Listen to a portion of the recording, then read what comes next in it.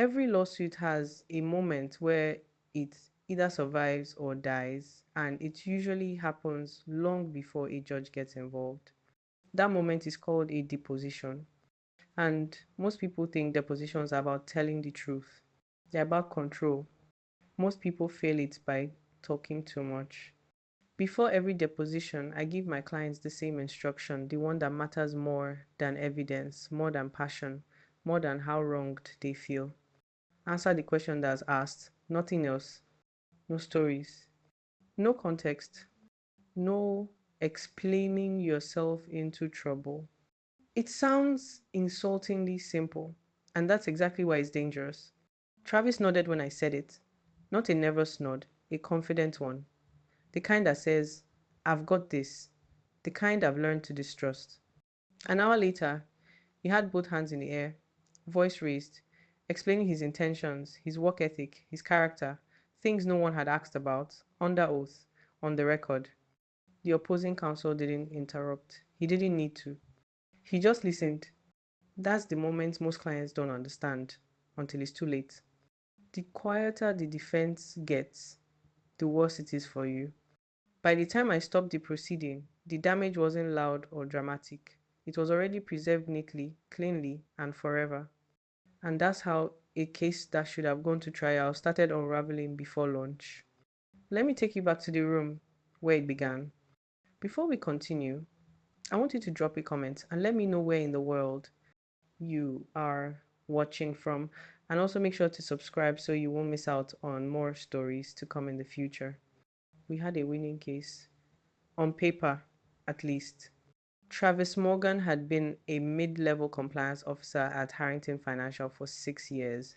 Clean record, steady promotions. Then he did what compliance officers are supposed to do. He flagged something. Internal emails showed executives routing high-risk transactions through subsidiaries to avoid regulatory scrutiny, not illegal on its face, but gray enough to warrant disclosure. Travis raised it through proper channels. 3 weeks later, he was terminated for performance issues that had never been documented before. The timeline was damning. The emails were clear. His personnel file showed nothing but positive reviews until the day he became inconvenient. This is textbook retaliation. I'd told him during our first meeting. Whistleblower protections exist for exactly this scenario. He'd leaned back in his chair, hands behind his head. So we're going to crush them. I should have heard the warning in that confidence. Most attorneys think trials win cases. They don't. Trials are just the final performance of a script written months earlier, in depositions, in discovery responses, in the thousand small moments where cases are actually decided. Depositions are where opposing counsel learns whether your clients can survive cross-examination, whether their story holds under pressure, whether they'll say something that turns a strong case into a settlement for pennies. The defense knew this. That's why their attorney sat across from me now, with that particular stillness, not worried, just waiting. Mr. Morgan, he would ask soon, you've testified that you were concerned about regulatory compliance, but isn't it true you never actually read the full regulation in question? And Travis would want to explain, to defend, to win the moment instead of the case. I spent an hour yesterday walking him through it again. Short answers, I'd said. Yes or no, when possible. Don't volunteer. Don't explain. Don't engage. He'd nodded, that same confident nod he was giving me now, as we waited for the court reporter to finish setting up. I've got this, he'd assured me. I know what happened. I'm just going to tell the truth. The truth, as if truth was enough, as if juries or judges deciding summary judgment motions cared about truth more than they cared about which story held together under scrutiny.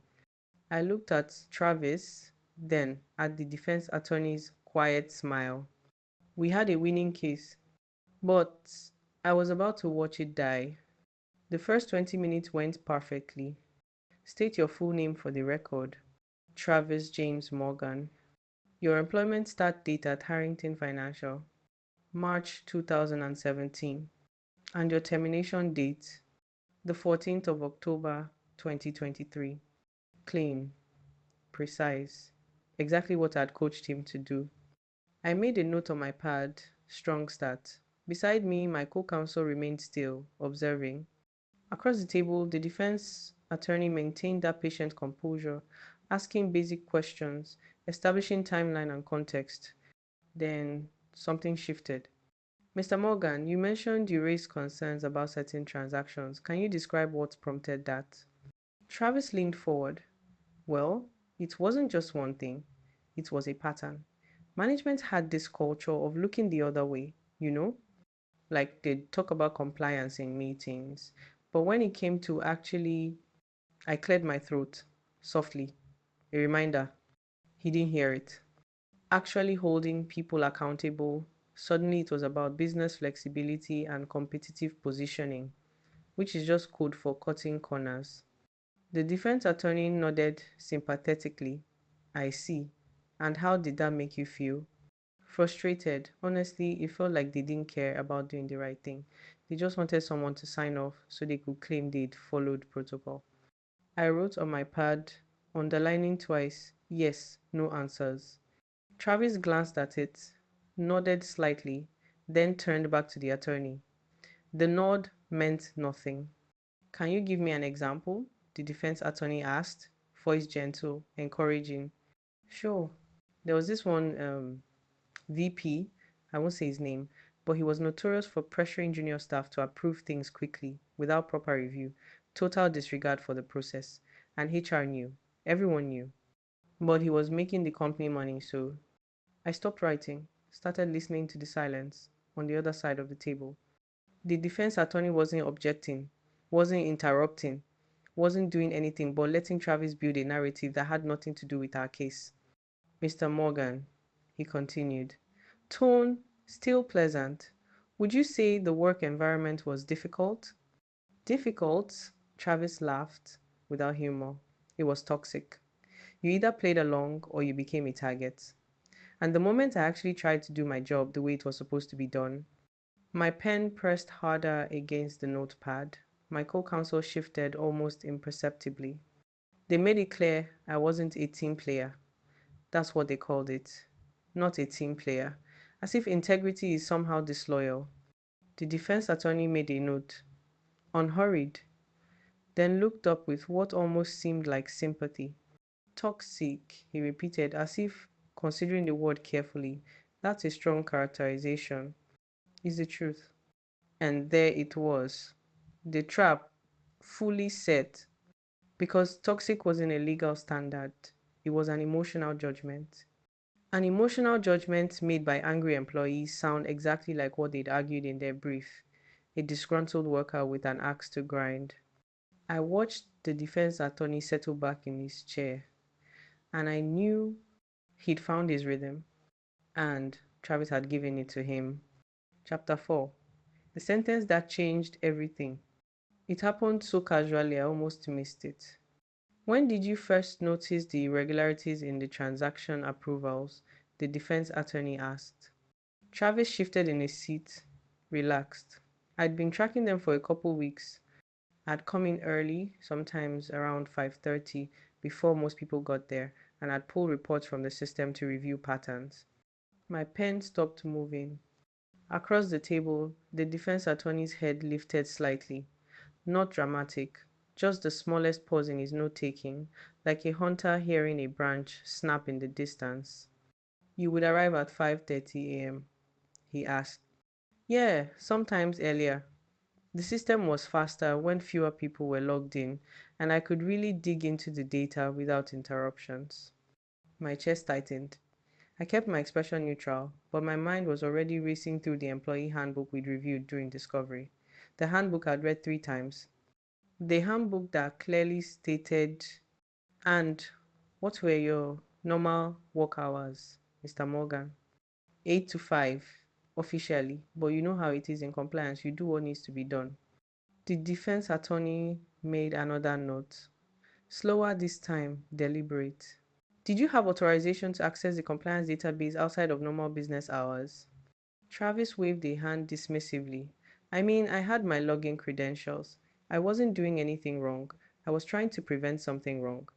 But did you have specific authorization from your supervisor to access these systems at 5:30 a.m.?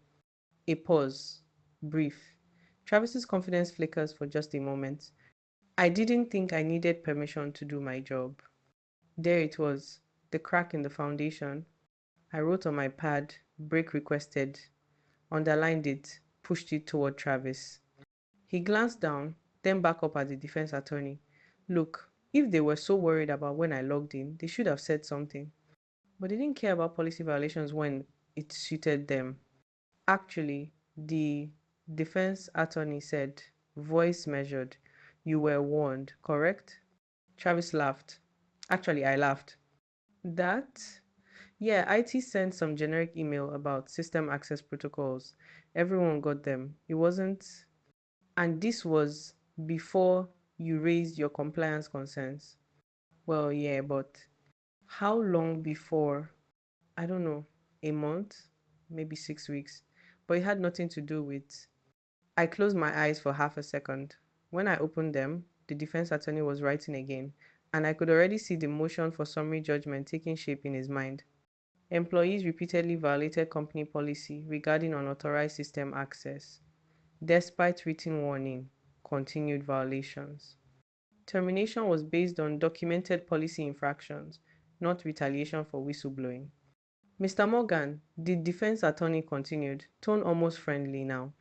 Would you say you were aware that accessing secure systems outside authorized hours was against company policy? I mean, technically, but everyone, yes or no, please. Travis looked at me. Finally, it's too late. Yes, the defense attorney nodded slowly, satisfied. Let's take a 15-minute break, I said, my voice steady despite everything. But I already knew. The case hadn't just shifted, it had inverted. And Travis still thought he was winning. I found Travis in the hallway, leaning against the wall, scrolling through his phone like we'd just finished a coffee meeting. Conference room. Now, my co-counsel stayed behind, giving us space. Smart. I closed the door behind us. Travis looked up, surprised by my tone. I thought that went pretty well. Stop talking.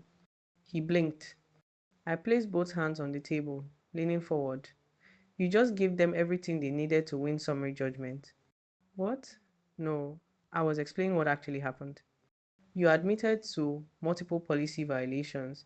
You admitted to receiving a written warning.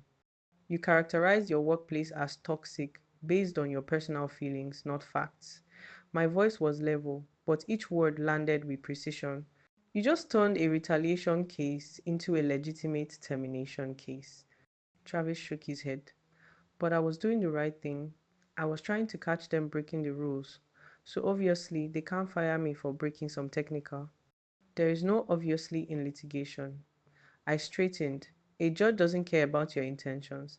They care about what you can prove. And what you just proved is that you knowingly violated policy after being warned. I was honest. Honesty isn't the same as testimony. I cut him off. You think telling your truth protects you? It doesn't. Not in a deposition. They are not here to understand you. They are here to dismantle the legal foundation of your case, sentence by sentence. He looked at me like I was speaking another language. Travis, listen to me carefully. They don't need to prove you're lying. They just need to prove you're unreliable, emotional. Someone who thinks rules don't apply when you have good intentions. I paused. You just gave them that. So what was I supposed to do? Lie? Answer the question asked. Nothing more. I pulled out my notepad, flipped to a clean page. When he asked if you had authorization to access the system early, you say, I used my assigned credentials. Period. You don't explain. You don't justify. You don't tell him what you were thinking. Travis ran a hand through his hair. This is insane. I thought the legal system was supposed to find the truth. The legal system finds what can be proven. And right now you're helping them prove their version, not ours. Silence. He stared at the table. I can fix this, he said quietly. When we go back in, I'll keep it short, I promise. I wanted to believe him. I wanted to believe that this moment, this clarity would hold when the pressure returned. But I'd done this too many times. Clients always promise control during the break. Then the recorder clicks back on, adrenaline rises, and the same instinct that got them in trouble, the need to be understood, to be right, to win the moment, takes over. Just answer what's asked. I repeated, yes or no when possible. If you don't know, say you don't know. If you don't remember, say you don't remember. Do not fill silence with explanations. He nodded. That same confident nod. I've got it. We walked back to the conference room. The court reporter looked up. The defense attorney was already seated, composed, and waiting. The recorder clicked on, and I knew, watching Travis settle back into his chair, that promises made in hallways don't survive depositions. They never do. The defense attorney didn't change his approach after the break. He didn't need to. Mr. Morgan, you mentioned receiving an email from IT regarding system access protocols. Do you recall the specific date? Not exactly. Sometime in August, I think. A pause. 3 seconds. 5. Travis shifted in his seat. It wasn't a big deal though. Everyone in the department got the same message. It was one of those mass emails about security updates. You know how IT is always sending these blankets warnings about passwords and login times and whatever. Nobody really pays attention to that stuff. The defense attorney wrote something down, said nothing. I mean, if they were serious about it, they would have called me directly or had my supervisor talk to me, but it was just an automated email. I actually joked about it with a colleague, and we both laughed about how paranoid IT was. I stopped taking notes, started watching. So you viewed it as a joke? The defense attorney asked, tone neutral. Well, not a joke exactly, but yeah, kind of. It didn't seem like something they actually cared about enforcing. But you did read the email? Yeah. And it specifically mentioned that accessing secure systems outside of authorized business hours required supervisor approval. Travis hesitated. I think so. But like I said, yes or no is fine. Yes. And after receiving that email, did you continue accessing the compliance database at 5:30 a.m.? Another pause, shorter this time. Travis glanced at me. I kept my expression blank, pen resting against my notepad. Yes, because I was trying to. Thank you, Mr. Morgan. Did you seek approval from your supervisor after receiving this email? No, but did anyone from management explicitly tell you that the policy didn't apply to your compliance work? Well, no, but it was implied. Implied how? Travis leaned forward, animated now. Because they never said anything. I kept coming in early, kept running reports, and nobody stopped me. If they really cared, they would have said something, right? They had months to tell me to stop. The defense attorney nodded slowly, made another note. Beside me, my co-counsel remained perfectly still. Across the table, the defense attorney had the posture of someone watching a house finish burning after the fire department had already left. So to be clear, he said, you received written notice of the policy, you understood the policy applied to you, and you consciously chose to continue the behavior without seeking authorization. I could have objected, could have interrupted the characterization, but Travis was already answering. I chose to do my job. If following their bureaucratic process meant letting potential fraud continue, then yeah, I prioritized ethics over paperwork. The defense attorney didn't smile, didn't react at all. He just wrote it down. Every word, every justification, every righteous declaration that proved their case better than any argument they could have made themselves. And this continued up until your termination. Yes. The silence that followed wasn't dramatic. It wasn't tense. It was just complete. The defense attorney closed his notebook. I think that's all I need for today. No final blow, no dramatic moments. Just the quiet certainty of someone who'd gotten exactly what they came for. I looked at Travis. He was sitting back in his chair, looking almost relieved that it was over. He had no idea what he'd just done. The recorder clicked off, and The case was gone. Chapter 7. So, how'd I do? The defense attorney shook my hand at the door. Professional, courteous. We'll be in touch, he said. Code 4. We'll file for summary judgment within 2 weeks. My co-counsel walked him out. Travis gathered his things, looking lighter than he had all morning. Well, he said, exhaling, that wasn't as bad as I thought it'd be. Once we got past that rough patch, I think I really... You destroyed your own case. He stopped mid-reach for his jacket. What? I closed my notebook. Everything they need to win is now on the record, in your own words. But I told them the truth. I explained. You admitted to knowing about the policy. You admitted to receiving written notice. You admitted to continuing the behavior anyway. I kept my voice even. Matter of fact, that's not whistleblowing, that's insubordination. Travis shook his head. No. I was trying to expose fraud. They can fire someone for violating company policy after being warned. And that's exactly what you just testified to. But my intent doesn't matter. I looked at him directly. Employment law doesn't care why you broke the rules. It cares whether you broke them. You gave them cause. He sank into the chair, the confidence draining from his face. Cause? A legitimate, non-retaliatory reason for termination. Before today, they had the timeline problem. You raised concerns, then got fired. Suspicious. Now, they have documented policy violations, written warnings you dismissed as jokes, and continued misconduct. I paused. They don't have to prove they weren't retaliating. They just have to prove they could have fired you for cause. You handed them that. Silence filled the room. Not the purposeful silence of a deposition, but the hollow kind that follows realization. I thought, Travis's voice was quiet now. I thought if I just explained what really happened. What really happened is you decided the rules didn't apply to you, that your judgment mattered more than policy. I gathered my papers. I'm not saying you were wrong morally. Maybe you weren't. But that's not what determines whether you have a legal case. So what now? They'll file a motion for summary judgment. They'll argue there's no genuine dispute of material fact, that even taking everything you said as true, they had legitimate grounds to terminate you. And I didn't answer right away. Couldn't lie to him, even if kindness suggested I should. And we'll fight it. But, Travis, I met his eyes. You need to understand what happened here today. You didn't just give them ammunition. You built the entire argument for them.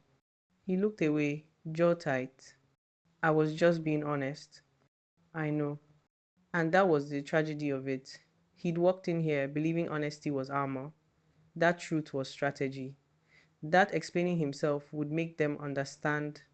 He still didn't grasp that understanding wasn't the point. Winning was, and he'd just given them everything they needed to do exactly that. I left him sitting there, staring at the table where he'd lost his case, one truthful answer at a time. The motion would arrive within 10 days, and I already knew what he would say. The motion arrived 9 days later.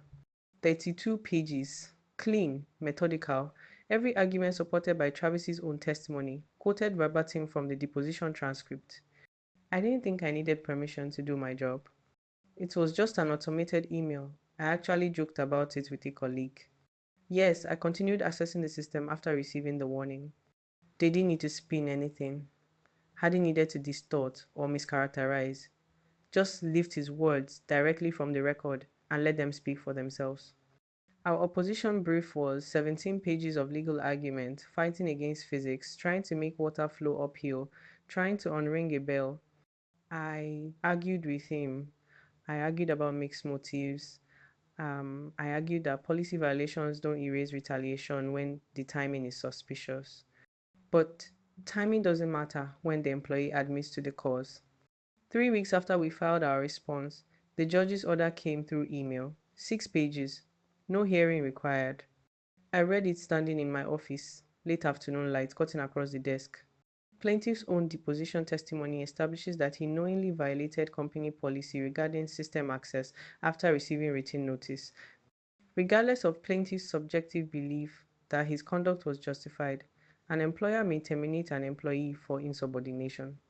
While plaintiff has raised questions about the timing of his termination, he has failed to demonstrate that defendant's stated reason policy violations were pretextual, admitted the violations occurred, he admitted receiving notice, he admitted continuing the conduct. Summary judgment is appropriate when there is no genuine dispute as to any material fact. Here, even accepting all of plaintiff's factual assertions as true, defendant had legitimate non-retaliatory grounds for termination. Defendant's motion for summary judgment is granted. Case dismissed. No trial, no settlement negotiation, no chance for Travis to explain to a jury what he'd been trying to accomplish. Just a judge applying law to facts, finding no dispute, and ending it. I called Travis that evening. He answered on the second ring. We lost, I said. Simple, direct. Silence on the other end. Then how? The judge granted their motion. Your deposition testimony gave them everything they needed to prove the cause. But they were retaliating. It doesn't matter anymore. The case is over. More silence. I could hear him breathing, processing. Can we appeal? We can. But Travis, you'd be appealing a ruling based on your own admissions. There's no new evidence, no legal error, just your testimony, which isn't changing. He didn't respond right away. When he finally spoke, his voice was smaller. I was just trying to do the right thing. I know. We sat with that for a moment. The truth of it, the insufficiency of it. Cases aren't lost in courtrooms. They are lost in conference rooms, in depositions, in moments when clients choose explanation over discipline, righteousness over strategy. Travis had walked into that deposition believing honesty was enough. He'd walked out having proven the other side's case. And now a judge who would never know his intentions, never hear his frustrations, never understand the context, had simply read the transcript and decided there was nothing left to decide. I'm sorry, I said. The line went quiet for a long time. Then he hung up. I set the phone down and looked at the order again. Case dismissed. 2 words. Final. Absolute. That's how most cases end. Not with justice, just with silence. The email came 3 weeks after the dismissal. Subject line, some thoughts. I almost didn't open it. It was long, 12 paragraphs, single spaced, the kind of message someone writes at 2 a.m. when they finally need someone to understand. He'd been thinking about the case, he said, replaying the deposition, and he still couldn't see what he'd done wrong. I told the truth. I explained my reasoning. I was transparent about my actions because I genuinely believed and still believe that what I did was ethically correct. How can a legal system punish someone for doing the right thing, for having integrity? Maybe I wasn't perfect in how I explained things, but the core facts remain. They retaliated against me for whistleblowing. That timeline doesn't change. That truth doesn't change. A judge should have seen that. I keep thinking that if I just had the chance to sit in front of a jury to really explain the context, they would have understood. Real people would have gotten it. But I never got that chance because of technicalities. He ended with a question I'd heard dozens of times before, in dozens of variations. Did we lose because I told the truth, or because the system doesn't care about the truth? I read it twice. Then I closed my laptop without responding. Not out of anger, not out of dismissiveness, because some lessons can't be taught. They can only be learned through consequence. Travis still believed the problem was the system, that the issue was judicial process, or legal technicalities, or a failure of empathy. He didn't understand, maybe would never understand that the problem wasn't what he said. It was that he couldn't stop saying it. Ego is the most dangerous witness. Not malice, not dishonesty, ego, the need to be right, to be understood, to win the argument happening in the room instead of the case being built for the courtroom. I'd seen it destroy stronger cases than Travis's. Clients with better facts, cleaner timelines, more sympathetic circumstances, all of it erased because they couldn't resist the urge to explain, to justify, to prove themselves in the moment. They walk into depositions thinking it's a conversation. It's not, it's a trap built from your own words. And the only way to survive is to say less than you want to, explain less than you think necessary, and trust the process more than your instincts. Travis couldn't do that. And so, a case that should have survived summary judgment, maybe even gone to trial, maybe even settled for real money, died in a conference room over the course of 3 hours. Not because the evidence was weak, because the witness was strong, strong willed, strong opinioned, confident in his righteousness and certain that honesty was armor. I thought about responding to his email, explaining one more time how litigation actually works, how truth and testimony are different languages, how cases are lost long before judges issue rulings. But he already knew the lesson, he just hadn't accepted it yet. Maybe he never would. I closed my email and looked out the window at the city below, where somewhere another client was sitting across from another defense attorney, being asked questions they thought they knew how to answer. And I hoped, knowing it was probably futile, that they'd remember the rule. The one Travis forgot, the one they all forget. Cases aren't lost in courtrooms. They are lost right here, one confident answer at a time. If you enjoyed the story, leave a like to support my channel and subscribe so that you do not miss out on the next one. Have a wonderful day.